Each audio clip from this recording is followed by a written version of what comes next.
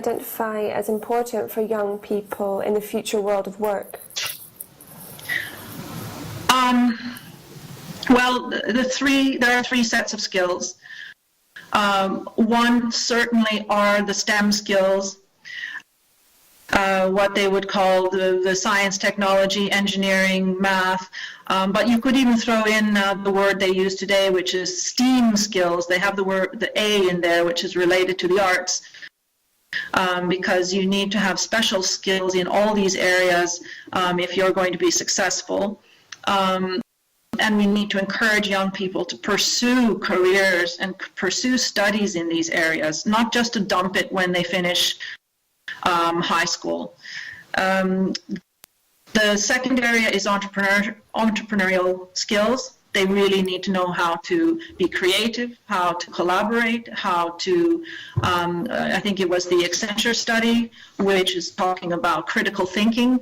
And that's a little bit about identifying opportunities. Is this a good one? Is this not a good one? And then the third set of skills is certainly what I would call this sort of global piece, which is you've got to have your languages, you've got to be aware of the fact that this is a very international world. So instead of maybe a more traditional academic approach to education, you're just going to have to constantly be learning, constantly learn to learn. So those transversal skills with some specialization in a few areas, the STEAM areas, will be what it takes. Well, you mentioned their languages, but in the future, how do you think we will manage the different languages that we have for the delivery of education to entrepreneurs, and yet ensure that local languages are not completely overshadowed by English? Well, we've been talking about this problem about, English being, taking over everything, and it hasn't happened yet. And I don't think it will. I think that all business is local. If you want to succeed with your product or your service, you're just going to have to manage to communicate with the locals or you're dead. So I think that language will thrive. There are certain contexts where English is extremely useful as a bridge builder, as a way of establishing contact, but you still then go off and create that local added value. I do not see this as a problem.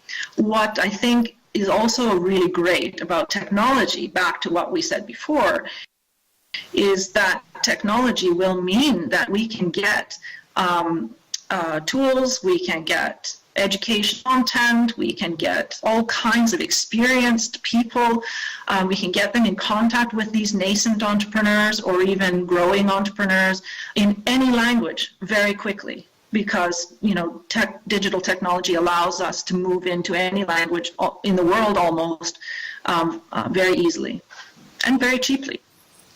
How do you think information and communication technologies can be used in the future to encourage and support youth social entrepreneurship? Well, the first thing is this. What young people like, I suppose, is this cool factor. They love information and communication technologies, so it will be able to bring youth, well, not youth, but let's say social entrepreneurship, the whole space. It'll be able to bring it to them in a way that they like. It's not boring, it's not old-fashioned, it'll be in a medium that they understand and like, so that's the first thing.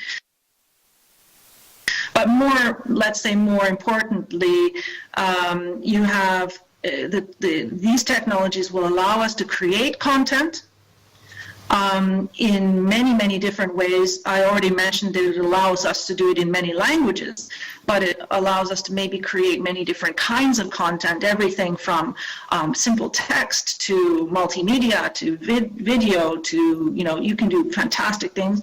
It will change the way we can deliver, so we can use different channels.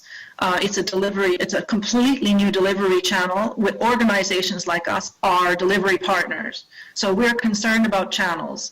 We're concerned about how can we reach 20 countries, 40 countries, 100 countries faster.